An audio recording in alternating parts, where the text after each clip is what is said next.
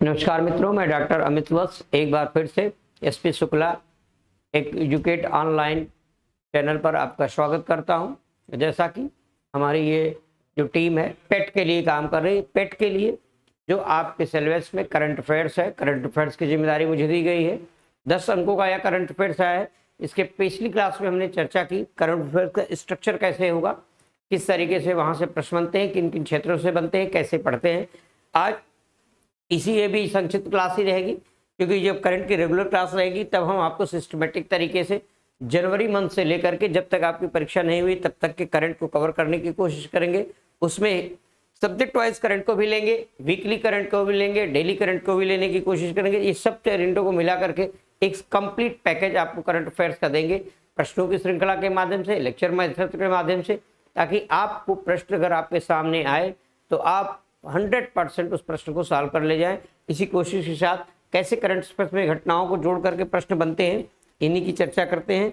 आज हम कुछ यूपी के करंट की चर्चा करेंगे। हमने भी इस सिलेबस में आपको बताया था राष्ट्रीय अंतर्राष्ट्रीय के साथ यूपी, क्योंकि यूपी स्पेशल में आपको अलग से सिलेबस में मेंशन नहीं किया गया है, लेकिन परीक्षाएं यूपी SSSC के द्वारा होगी। उत्तर प्रदेश सरकार की परीक्षाएं हैं, उत्तर प्रदेश में रह के आपको काम करना है, तो उत्तर प्रदेश से संबंधित 1-2 प्रश्न आएंगे, चाहे वो करंट से रिलेटेड आ जाए, चाहे हिस्ट्री वगैरह के जुड़े हुए आ जाए, तो ठीक है। तो कल का जो दिवस था 5 जून पर्यावरण, कल के दिवस पे उसकी चर्चा कर लेते हैं। वहां से आपके जैसे प्रश्न में कैसे प्रश्न आने की संभावना है तो उसकी चर्चा करते हैं। वहां से कितने प्रश्न बनते हैं।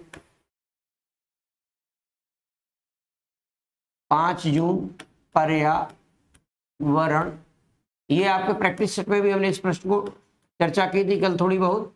5 जून पर्यावरण दिवस, देखिए 5 जून को हर वर्ष पर्यावरण दिवस मनाया जाता है। इस साल पर्यावरण दिवस की जो मनाने का मेजबान जो देश है, इसमें जो प्रश्न बन रहे हैं हम उन्हीं की चर्चा करेंगे आज। मेजबान देश जो है विश्व पर्यावरण दिवस का पाकिस्तान है, ठीक। और 1972 में संयुक्त राष्ट्र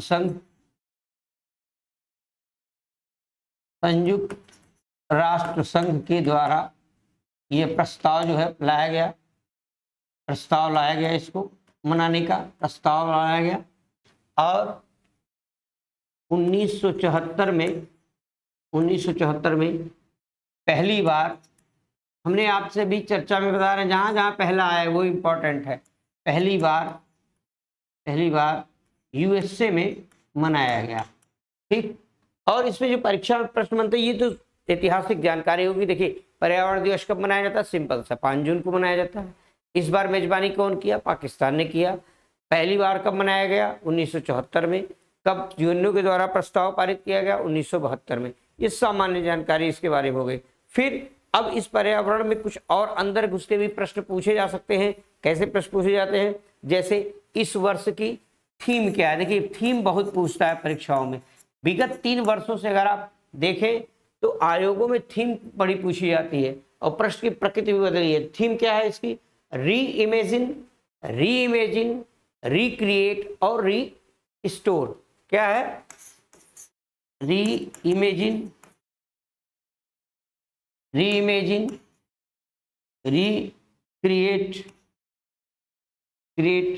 और रिक्रिएटिंग और रीस्टोर। ये है रीस्टोर, ठीक। री इमेजिन, रिक्रिएशन, क्रिएटिंग और रीस्टोर। रिक्रिएट मतलब री इमेजिन, रिक्रिएट और रीस्टोर, रिक्रिएट ही है।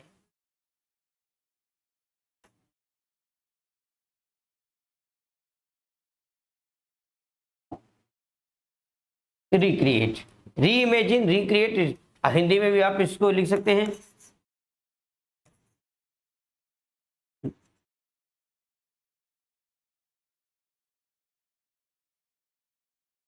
रिक्रिएट और रीस्टोर। ये आप सबको ध्यान में रखना है। देखिए प्रश्न में इस तरीके से बनेंगे, ठीक। मेजबान देश कौन, पाकिस्तान। 1972 में संयुक्त राष्ट्र संघ, 1974 में USA में मनाया गया। थीम इस बार की क्या है 2021 की, यही। ठीक, इतना तो इंपॉर्टेंट आपकी परीक्षा की दृष्टि से है ही। इस वर्ष का जो मुख्य फोकस है वो इकोसिस्टम को पुनर्जीवित करना है। जैसे इकोसिस्टम का जो रीस्टोर, जैसे वृक्षों को ज्यादा लगाना, जल की शुद्धता को बढ़ाना, इस तरीके की जो है इसको परिबहाली करने का। इसके लिए जो है ये 3 शब्दों का और प्रयोग, ये इसकी थी में 3 शब्दों का प्रयोग किया जा रहा है, प्रिवेंटिंग, हाल्टिंग और रिवर्सिंग। प्रिवेंटिंग मतलब हिंदी में बाधित करना, अभी बताते हैं किसको बाधित करना, रोकना, बाधित करना, रोकना, बाधित करना, रोकना, और इसकी जो है पुनः हमने कहा रीस्ट्रक्चर किया जा रहा है, पुनः बहाली करना।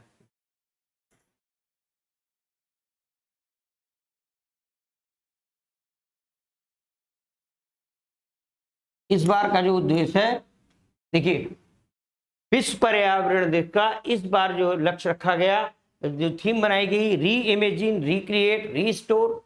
पाकिस्तान मेजबान है, ये सब चीजें हैं 5 तो ये जो चीजें ये क्या करें, इस बार को पर्यावरण दिवस पर इस बात पर फोकस किया गया, इस बार पर फोकस किया गया कि हम जो है प्रिवेंटिंग होंगे, ऐसे प्रत्येक चीजों को जिससे पर्यावरण को क्षति पहुंचती है उसको हम बाधित करेंगे, प्रिवेंटिंग करेंगे। ठीक, फिर ऐसे जितने जिसे बाधित करने की कोशिश करेंगे उनको कम करने की कोशिश करेंगे, जिससे पर्यावरण की क्षति होगी उसको रोकने की कोशिश करेंगे, और इन दोनों के बाद जो पर्यावरण की क्षति हो चुकी है उसको फिर से बहाल करने के करेंगे और प्राकृतिक दशा में लाने की कोशिश करेंगे। ये इस बार का थीम का मुख्य फोकस रहा। तो यहाँ आपसे जो प्रश्न पूछ सकते हैं यही प्रश्न पूछे जा सकते हैं। ठीक, और यहाँ यूएसए में जो बनाया गया था, अगर देखिए यूपीएससी की परीक्षा में आप देखें, जैसे पीसीएस आईएएस परीक्षा में, तो ये भी पूछा जा सकता है वन अर्थ, इसका जो है श्लोक थीम था पहली बार, वन अर्थ, अर्थात सिर्फ और सिर्फ एक पृथ्वी, वन अर्थ जो है ये थीम थी 1974 की। ठीक, अब देखिए इसको हम प्रश्न के फॉर्मेट में आपको देने की कोशिश करते हैं, कैसे प्रश्न बन सकते हैं यहाँ पे और कैसे प्रश्न पूछे जा सकते हैं। एक तो सीधा प्रश्न आपसे पूछ लिया जाए कि विश्व पर्यावरण दिवस कब मनाया जाता है, 5 जून। इसकी संभावना बहुत कम है क्योंकि ये बहुत बार आ चुका होगा। फिर आपसे पूछा जाए इस बार विश्व पर्यावरण दिवस की मेजबानी कौन सा देश किया, तो पाकिस्तान। फिर आपसे प्रश्न पूछा जाए कि इस बार विश्व पर्यावरण दिवस की थीम क्या थी, तो थीम थी री इमेजिन, रिक्रिएट और रीस्टोर। फिर अगर इसमें और लगाया जाए कि फोकस किस पर किया गया, तो फोकस किया गया ऐसे बिंदुओं पर जो पर्यावरण को क्षति प्रदान कर रहे हैं उनको बाधित करना, और जो हो चुके उनको कम करना, रोकना, और उसको फिर से रीस्ट्रक्चर या बहाल करना ताकि वो अपनी प्राकृतिक दशा में आ जाए। इस तरीके से ये 4 पहलू हैं जो इस बार की परीक्षा के लिए पूछे जाते हैं। अर्थात किसी भी घटना में जब आप पढ़ते हैं, सोचते हैं, तो उससे एक कल्पना करिए, प्रश्न बनाइए अपने दिमाग में कि यहाँ ऐसे प्रश्न बन रहा है, ये तथ्यात्मक प्रश्न है, ये विश्लेषणात्मक प्रश्न है, इसमें कथन कैसे बनेंगे, इसमें कारण कैसे बनेंगे। तो आप देखिए कि आपको करंट अफेयर्स या कोई भी विषय बड़े आसानी के साथ आ जाएगा। तो पर्यावरण के बारे में जितना संभावित प्रश्नों की संभावना है उसकी हमने चर्चा की। फिर इसी तरीके से लेते हैं नेक्स्ट जो है घटना को, एक और आपकी चर्चा करते हैं आयुष 64 से। आयुष 64 देखिए इस कोविड-19 के दौर में अभी हाल ही में बाबा रामदेव और आईएम में अर्थात आयुर्वेद और एलोपैथ को लेकर के एक बवाल हो गया। जहां तक कि मेरा मानना है, मेरा विश्वास है कि दोनों क्षेत्रों ने, आयुर्वेद ने भी और एलोपैथ ने भी, भारत की स्वास्थ्य प्रणाली को पहले भी, आज भी और भविष्य में भी मदद किए हैं और करते रहेंगे। दोनों की अपनी अपनी उपयोगिता है, तो ये अनावश्यक विवाद का विषय नहीं होना चाहिए। ज्यादा बुद्धिजीवियों में ज्यादा विवाद होता है, उसको समझाना मुश्किल हो जाता है। तो दोनों लोगों की अपने अपने क्षेत्रों में उपयोगिता है, एक दूसरे पर आरोप प्रत्यारोप इस तरह की बयानबाजी नहीं होनी चाहिए। लेकिन ऐसे संबंधित प्रश्न जो होते हैं, जैसे हमने कहा वैक्सीनेशन की जो चीज है उसको हम आपको कोविड में एक अलग से टॉपिक में ही पूरा लेंगे, कैसे कैसे होता है। तो आयुष 64 जो है उसकी चर्चा है, तो ऐसे प्रश्न पूछे जा सकते हैं। तो आयुष 64 जो है एक क्या है, आयुष 64 एक आयुर्वेदिक दवा है। क्या है, एक आयुर्वेदिक दवा है। आयुर्वेदिक दवा है, आयुर्वेदिक दवा है। और यह कोविड 19 के लिए भी उपयुक्त मानी जा रही है, कोविड 19 के लिए भी उपयुक्त मानी जा रही है, ठीक। और इस जो है दवा का निर्माण जो है CCRAS ने किया है। दवा का निर्माण किसने किया है? CCRAS, central council for research in Ayurveda science, central council research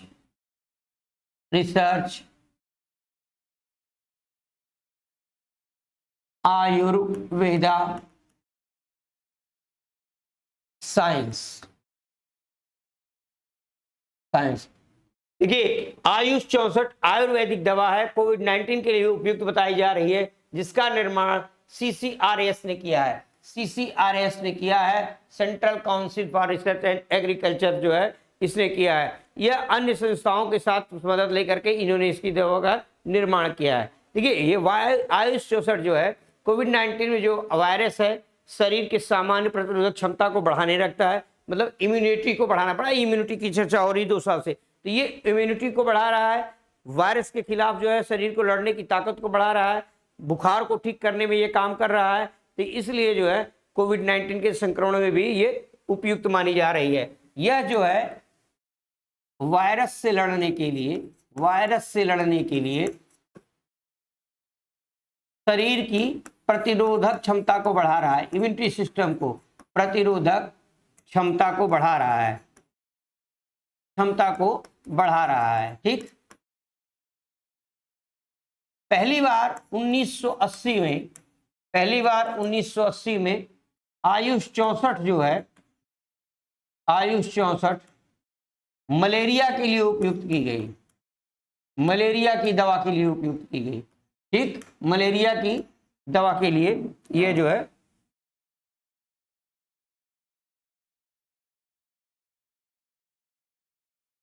में प्रयुक्त की गई, मलेरिया की दवा में आयुष 64 जो है पहली बार प्रयोग की गई। यह जो है सामान्य बुखार प्रतिरोधक क्षमता को बढ़ा रहा है। यह इन्फ्लुएंजा सर्दी वायरस सर्दी जुकाम में इन्फ्लुएंजा में भी कारगर है, इन्फ्लुएंजा में भी यह मददगार है। यह जो है इन्फ्लुएंजा में भी मदद करती है। कोविड 19 के जो सामान्य मरीज है और जो RT-PCR के बाद भी पॉजिटिव आ रहे हैं, ऐसे मरीजों के लिए भी यह दवा कारगर साबित हो रही है। इसके कोई उस तरीके के साइड इफेक्ट अभी तक जो है नहीं सामने आए। तो यह भी इंपॉर्टेंट है, क्योंकि देखिए आयुर्वेद पर भी है, एलोपैथ, दोनों की उपयोगिता हमने कहा, दोनों की अपनी अपनी जगह उपयोगिता है, लेकिन दोनों जो है हमारी उपयोगी। तो आयुष 64 जो है आयुर्वेदिक है, तो भारतीय परंपरा की है, इसलिए उस पर इंपॉर्टेंट क्वेश्चन बनने की संभावना बढ़ रही है। तो एक बार फिर से देखते हैं मित्रों, कैसे इसमें जैसे ये घटनाक्रम हमने बता दिया, ये इंपॉर्टेंट खबर है। अब यहाँ प्रश्न फॉर्मेट में इसको देखते हैं। ये आयुष 64 क्या है, पहला प्रश्न है, तो ये आपका आंसर होगा आयुर्वेदिक दवा है, ठीक। हाल में चर्चा में क्यों रही? कोविड 19 के लिए भी इसको उपयुक्त माना जा रहा है, ठीक। इसको बनाया किसने है? इसको बनाया CCRAS ने, central council research agriculture science ने इसको बनाया, आयुर्वेदा साइंस ने इसको बनाया है, ठीक। पहली बार 1980 में यह आयुष 64 मलेरिया की दवा के रूप में उपयुक्त की गई। यह जो है इन्फ्लुएंजा में भी कारगर है, यह जो है शरीर की प्रतिरोधक क्षमता को भी बढ़ाना में कारगर है, और वायरस से लड़ने के लिए भी क्षमता को बढ़ा रहा है। सामान्य बुखार में भी यह काम करता है, सामान्य फीवर में भी काम करता है।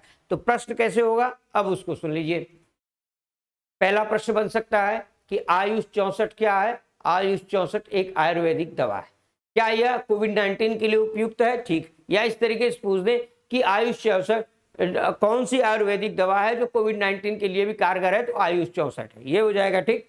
फिर उसके बाद प्रश्न पूछे क्या यह काम करता है, इसे कथन लगा दे कि यह वायरस के खिलाफ प्रतिरोधक क्षमता को पैदा करता है, ठीक, बढ़ाता है, ठीक, ये भी स्वतंत्र हो जाएगा। यह इन्फ्लुएंजा में भी प्रभावी है, ये भी प्रभावी हो जाएगा। फिर यह पूछता है ये सामान्य बुखार में भी प्रभावी हो जाए, ठीक। फिर अगर इसमें दे दे ये RT-PCR के द्वारा पॉजिटिव आए मरीजों के लिए भी दवा उपयुक्त है, ऐसा अभी तक जो है दावा किया गया है, तो ये चारों कथन सत्य हो जाएंगे। अर्थात इस एक छोटी सी एक लाइन की खबर में 4 से 5 प्रश्न बन गए। इसी तरीके से जब आप करंट को प्रश्नों के माध्यम से समझने की कोशिश करेंगे तो आपके लिए ये चीजें और इम्पॉर्टेंट हो जाएंगी।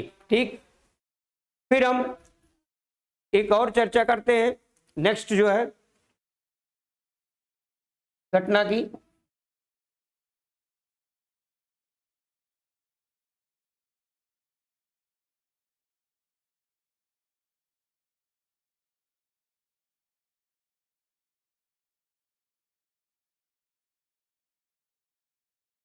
अंतर्राष्ट्रीय बुकर पुरस्कार 2020-21 की चर्चा करते हैं। 2021 में देखिए, यह जो हमने कहा आज की इसके पिछले क्लास को हमने प्रारूप क्लास के रूप में लिया, स्ट्रक्चर कैसे होगा उसको बता रहे हैं। आज की जो क्लास है इसमें भी हम स्ट्रक्चर ही बता रहे हैं कि हम रेगुलर क्लास में किन किन सेक्टरों को लेंगे, प्रैक्टिस सेट के माध्यम में भी पता चलेगा, यहाँ भी पता चलेगा। तो अंतर्राष्ट्रीय बुकर पुरस्कार की चर्चा कर रहे हैं। देखिए, अंतर्राष्ट्रीय बुकर पुरस्कार 2021 की चर्चा हो रही है। हाल ही में भी कल परसों में इसका वितरण हुआ है। तो पहली बात इसमें चर्चा कर लेते हैं क्या है, फिर इसको प्रश्न फॉर्मेट में जैसे अभी तक बताया वैसे आपको प्रश्न फॉर्मेट में बताते हैं कि कैसे इसमें देखा जाएगा। यह जो है किसको दिया गया, देखिए फ्रांसीसी उपन्यासकार को दिया गया। ठीक, फ्रांसीसी उपन्यासकार को दिया गया डेविड डाउ, नाम उनका क्या है, डेविड डाउ। और उनकी कृति क्या है जिस रचना के लिए दिया गया, उनकी कृति का नाम है at night all blood in black. At night all blood in black. At night all blood in black, ये इनकी रचना है इनकी डाउ को, डेविड डाउ की ये रचना किसके लिए दिया गया, at night all blood in black. At night all blood in black ये रचना। देखिए, आपको रटने की जरूरत नहीं, समझिए। बुकर पुरस्कार दिया जाता है, अंतर्राष्ट्रीय बुकर पुरस्कार दिया गया, हर बार दिया जाता है, इस बार भी दिया गया।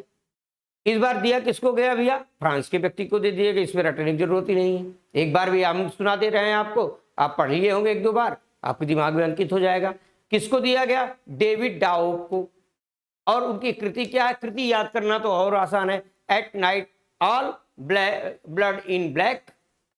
At night all blood in black.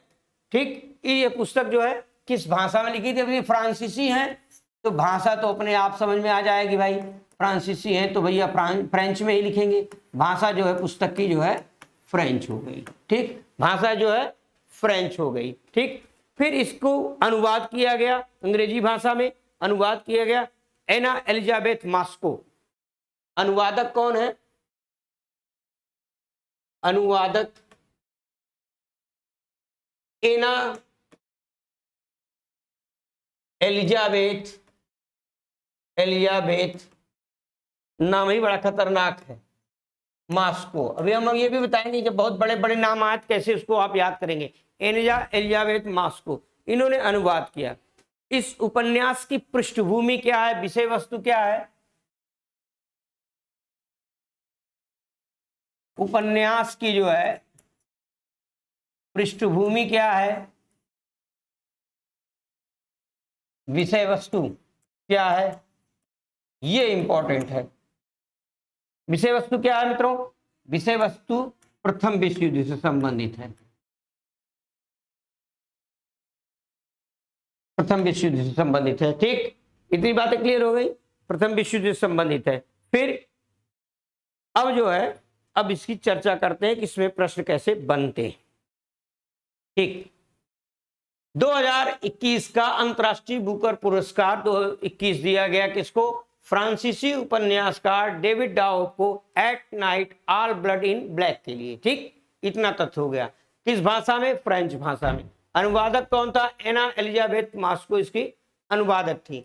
इसकी विषय पृष्ठभूमि में प्रथम विश्व युद्ध। देखिए, इन्होंने अपने दादा से पृष्ठभूमि, इन्होंने इनके दादा जो विश्व युद्ध में थे उनसे जो कहानी उन्होंने सुनी है, उस वातावरण को देखा है, जिन्होंने उनका लाइव टेलीकास्ट उन्होंने इनको सुनाया और इन्होंने इसको अपनी भाषा में अपनी भावनाओं के साथ व्यक्त किया और इसीलिए इस पुरस्कार के लिए उनको चुना गया है। ये तो इसके तथ्य हो गए जिनको आपको ध्यान में रखना। अब इन तथ्यों में प्रश्न कैसे बनते हैं, देखिए एक तो आप देखिए, पहला हमने कहा जब पहला पहला होता है बड़ा इंपॉर्टेंट होता है। देखिए पहली बार है कि यह पुरस्कार अंतर्राष्ट्रीय, पहली बार है कि अंतर्राष्ट्रीय बुकर पुरस्कार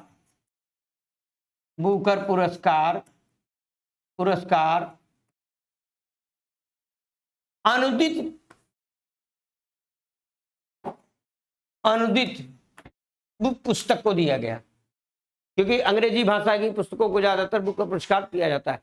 फ्रेंच से अनुदित, अर्थात पहली बार ऐसा हुआ कि अनुदित पुस्तक के लिए यह पुरस्कार दिया गया है। मोस्ट इंपॉर्टेंट थीम है इसकी, बहुत बड़ी की पॉइंट है ये कि अनुदित पुस्तक के लिए पहली बार दिया गया है पुरस्कार। ठीक, अब जब कोई अनुदित पुस्तक के लिए दे रहा है, मतलब मूल रचना तो इनकी है, अनुवाद इन्होंने कर दिया, तो जो भी इनाम होते हैं वो पुरस्कार की राशि दोनों में आधी आधी बढ़ जाती है। दोनों में पुरस्कार की राशि 1/2 में बढ़ जाती है, आधी आधी दोनों में बढ़ जाती है। ठीक ठीक, क्लियर हो गया। इसमें इंपॉर्टेंट चीज क्या निकल के आई कि पहली बार अनुदित चीज है। फिर उसके बाद एक चीज है कि 2019 के पहले 2019 तक इसको जो है, इस पुरस्कार का नाम क्या था, अंतरराष्ट्रीय बुकर पुरस्कार, अंतरराष्ट्रीय मैन बुकर पुरस्कार। देखिए अब ये आपके सामने पूरी घटनाक्रम का तथ्य है, ये घटनाक्रम है, ये घटनाक्रम हुआ है, इस घटनाक्रम पे अब आपको प्रश्न बनाना है। ठीक, अब इस प्रश्न को हम बताते हैं कैसे प्रश्न के फॉर्मेट में हम चीजों को लेके आएंगे। प्रश्न इस पे कैसे बनता है, अब उसको तरफ हम ध्यान देंगे। ठीक, आइए प्रश्न के रूप में कैसे हम चीजों को लेंगे, इसमें देखिए पढ़ते वक्त ये चीजों को ध्यान में रखिएगा। जब आप मैगजीन पढ़िए, पत्रिका पढ़िए, तब इस चीजों को ध्यान में रखिएगा। देखिए पहला प्रश्न सिंपल बन सकता है, तथ्यों का एक लाइन वाला, एक शब्द वाला, कि अंतरराष्ट्रीय बुकर पुरस्कार 2021 में किसको प्रदान किया गया।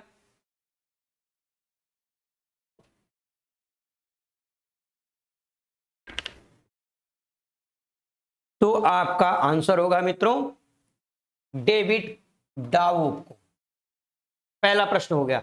दूसरा प्रश्न होता है किस रचना पर दिया गया, at night all blood in black पर दिया गया। ठीक ठीक, यह किस भाषा की है, फ्रेंच की। अनुवाद किया गया अंग्रेजी में, किसने किया, अंग्रेजी में अनुवाद किसने किया, अंग्रेजी में अनुवाद किया एना एलिजाबेथ मास्को के द्वारा। ठीक, इस पृष्ठभूमि क्या है, विषय वस्तु प्रथम विश्व युद्ध इसकी पृष्ठभूमि है।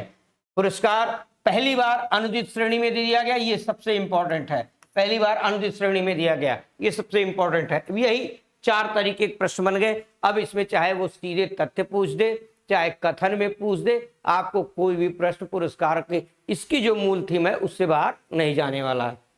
इसी तरीके से एक और खबर की चर्चा लेते हैं, आगे बढ़ते हैं।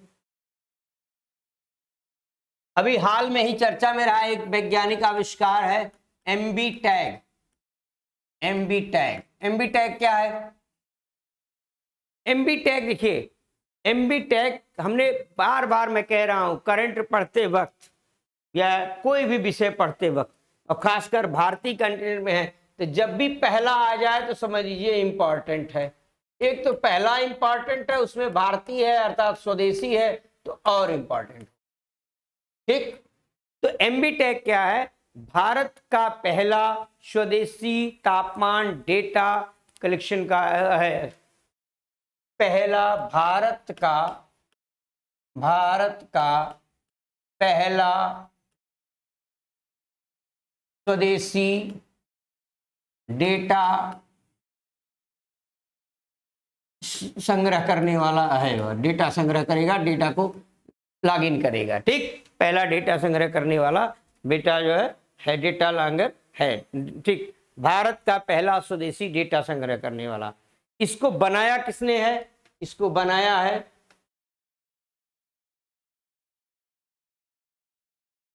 IIT रोपण।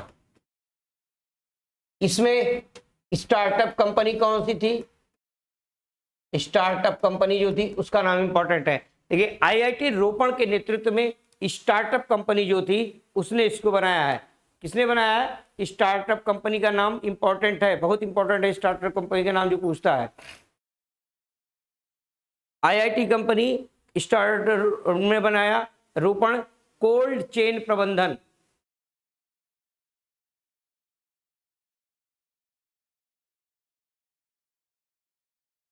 ये इंपॉर्टेंट हो गया। IIT रोपण में स्टार्टअप काम करने की कंपनी के रूप में इसको विकसित किया गया है। ठीक, फिर एम्बीटेक, इसकी जो डिवाइस है वो USB आकार की है, USB के आकार की है, आकार इसका जो है USB के आकार का है। ठीक, फिर इसमें क्या इंपॉर्टेंट है पहले उसको देखते हैं, यह काम क्या करेगा। ठीक, इसके द्वारा वैक्सीन, रक्त, खाद्य पदार्थ आदि को सुरक्षित करने में, सुरक्षा देने में मदद मिलेगी, ठीक। फिर यह काम कैसे करेगा? यह -40°C से +80°C तक के तापमान को रिकॉर्ड करेगा। ठीक, यह डिवाइस एक बार जब चार्ज हो जाएगी तो यह 90 दिनों तक चार्ज हो जाएगी, तो यह जो है 90 दिनों तक कार्य करेगी, 90 दिनों तक कार्य करेगी। ठीक, अभी तक अंतरराष्ट्रीय बाजार में जो है डिवाइस, अन्य देशों की अंतरराष्ट्रीय बाजार में जो डिवाइस है, इस तरीके की डिवाइस है वो 30 से 40 दिनों तक कार्य करती है, अर्थात उससे अच्छी क्वालिटी का, इसको भी ध्यान में रखिएगा। ठीक, फिर जो है यह डिवाइस जैसे ही सामान्य, जैसे मान लीजिए ये प्रयागराज है, प्रयागराज का सामान्य टेम्परेचर गर्मी के दिनों में 40 से लेकर के 38 से लेकर के 42, 45, 44 तक रहता है। अगर ये 50 को क्रॉस कर रहा है, 49 को क्रॉस कर रहा है, तो इसमें जो है तुरंत जो इस डिवाइस में अगर यहाँ लगा हुआ है तो यह जो है रिकॉर्ड जो है ये अलार्म घंटी बजा देगी, अलार्म घंटी। तो उस तरीके से आप जो क्या करेंगे, मतलब टेम्परेचर बढ़ रहा है, घट रहा है, तो इन चीजों पर क्या प्रभाव पड़ेगा उसको पहले से जानकारी उसको बचत करने में मदद होगी। अर्थात यह -40° से 80+ तक के तापमान को लगातार मापता है, और इसके जो है इसके ऊपर जो है इसके माध्यम से हम वैक्सीनेशन, खाद्य पदार्थ, डेयरी उद्योग, ये सब चीज़ों को हम बढ़ावा दे सकते हैं, उसमें सुरक्षा होगी। जो फूड वगैरह खराब हो जाते हैं, जंक जब हम जल्दी, उसकी बचत हम कर सकते हैं। इस डिवाइस को जो बनाया गया है, रोपण ने बनाया, सब कुछ है, एक भारत सरकार की योजना है, नवाचार योजना है, भारत सरकार की नवाचार योजना, जिसमें योजना का नाम है अवध योजना। अवध योजना, ये अवध में क्या है? अवध ये जो है, जो अवध योजना है, ये agriculture and water technology development hub, ये ए से यहाँ एग्रीकल्चर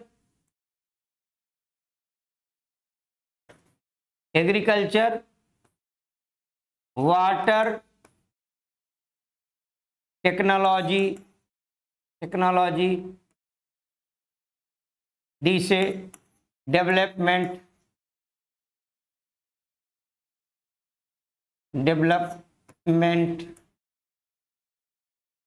और एच से हब। अर्थात यह योजना agriculture water development technology hub के रूप में, अवध के रूप में है। इस योजना को स्क्रैच नेस्ट हमने बताया ना, ये अभी स्टार्टअप का स्क्रैच नेस्ट, ये है इसी के अधीन। अब इसमें इतनी घटनाएं, इतनी जानकारी, अब इसको हम फिर से अध्ययन कर, एक बार हमने सरसरी निगाह से मुख्य तत्वों को पढ़ लिया, नोट कर लिया यहाँ पे। अब हम आपको बताते हैं प्रश्न यहाँ से कैसे बनते हैं। देखिए यहाँ जो प्रश्न बनेगा, पहला प्रश्न जो बनेगा, एमबी-टेक क्या है? एमबी-टेक क्या है? तो एमबी-टेक क्या है, जब यह पूछेगा कि एमबी-टेक क्या है, एमबी-टेक भारत का पहला स्वदेशी शब्द को याद रखिएगा, पहले शब्द को याद रखिएगा, भारत का पहला स्वदेशी डाटा संग्रह प्रणाली वाला एक उपक्रम है। ठीक, इसको बनाया किसने? आईआईटी रोपड़ के नेतृत्व में अवध योजना के तहत स्टार्टअप कंपनी स्क्रैच नेस्ट ने। आईआईटी रोपड़ के सानिध्य में नेतृत्व में अवध योजना के तहत agriculture water technology and development hub के रूप में जो है योजना, उसके तहत और स्क्रैचमेंट, इन दोनों ने, तीनों ने मिलकर के इसको बनाया है। यह -40 डिग्री से -80 डिग्री प्लस 80 डिग्री तक काम करेगा टेम्परेचर को। यह एक बार चार्ज होने पर 90 दिनों तक कार्य करेगा। अन्य बाजार में जो उपलब्ध है विदेशों की, वो 30 से 40 दिनों तक ही काम करती हैं। इस योजना के तहत हम वैक्सीन को, इसके माध्यम से रक्त को, खाद्य पदार्थों को, डेयरी उद्योगों को आदि को जो है हम सुरक्षा प्रदान कर सकते हैं। सुरक्षित आपूर्ति करने में यह मदद करेगा डिवाइस। इस तरीके से यह भारतीय विज्ञान एवं प्रौद्योगिकी, साइंस और फूड के लिए उपयोगी होगी। अब ये हमने पूरी चर्चा आपको प्रश्नों के माध्यम से भी कह दी कितने तरीके का आएगा। एक बार फिर से आपको बता दें कि यहाँ प्रश्न कैसे बन सकते हैं। देखिए एमबी-टेक क्या है? भारत का पहला स्वदेशी डाटा टेम्परेचर वाला संग्रह है। फिर क्या है, किसने बनाया? आईआईटी रोपड़ ने। स्टार्टअप कंपनी स्क्रैचनेट, किस योजना के तहत? अवध योजना के तहत। काम क्या करेगा? वैक्सीन, अर्थात आप करिए ऐसी कोई भी वस्तु जो दवा के रूप में हो, खाद्य पदार्थ के रूप में हो, जो जल्द ही टेम्परेचर के उतार चढ़ाव से खराब हो सकती हो, तो उसके लिए ये रामबाण का काम करेगा, अलर्ट जारी करेगा, उसको सुरक्षा करने का आपको अवसर मिल जाएगा। तो ये काम करेगी, ये काम करने के लिए ये पूरी चीज है। तो इसमें इसी तरीके के प्रश्न आपको पूछे जा सकते हैं। देखिए अगर यूपीएससी के लिए हम आपको पढ़ा रहे होते तो हम आपको इसमें कथन कारण से लेकर के सत्य असत्य सब के, लेकिन लखनऊ आयोग है, छोटे आयोग हैं, परीक्षाओं की प्रकृति तो वही रहती है, गुणवत्ता में थोड़ा 19-20 हो जाता है, तो बहुत गहराई का कभी करंट नहीं जाएगा यहाँ पे, जैसे अब तक के परीक्षाओं में आते हैं। पहली बार परीक्षा हो रही, लेकिन अनुभव से हम लोग ये जान रहे हैं कि इसी तरीके के प्रश्न आते हैं। जैसे सुपर टेट के लिए हमने पिछली बार ही ऐसे क्लास चलाई थी करंट अफेयर्स की, और उसमें से सौभाग्य से लगभग सारे प्रश्न मिल गए थे। तो इस बार हम लगभग की नहीं बात कर रहे हैं, लगभग 90% की बात कर रहे हैं कि आप हमारी क्लास में हमारी इस टीम के साथ जुड़े रहिए,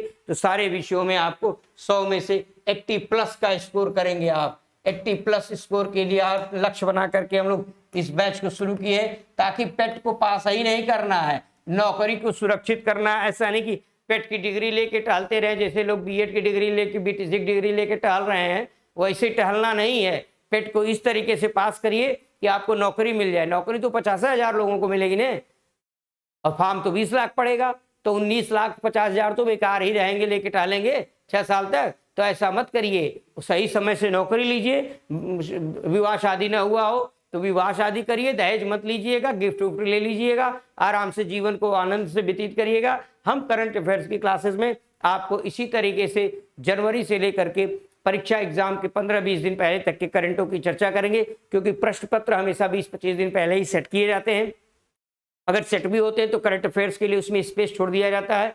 तो मान के चलिए आपकी परीक्षा संभावित है 30 सितंबर को, तो और इस छोटी सी संक्षिप्त क्लास के लिए हम आज आए थे कि हम आज आपको पिछले स्ट्रक्चर हमने चलाया था, इस क्लास में हमने आपको ये बताया कि हम पुरस्कार, व्यक्तित्व, स्थान, साइंस, पर्यावरण, इतिहास, ज्योग्राफी और अन्य विषयों से संबंधित जो करंट होगा, सभी विषयों को कवर करते हुए आपके 10 नंबर में से 8 नंबर तो 100% सुनिश्चित करने की कोशिश करेंगे। और कोशिश तो यह है कि 10 के 10 करंट हमारी इस एसपी शुक्ला एजुकेट की क्लास में ऑनलाइन जो हम ले रहे हैं उसमें आपको मिल जाए। आज के लिए इतना ही रहने देते हैं, फिर नेक्स्ट रिवीजन से जब रेगुलर क्लास चलेगी तो हम आपको वीकेंड और मंथली करंट के साथ उपस्थित रहेंगे। ठीक।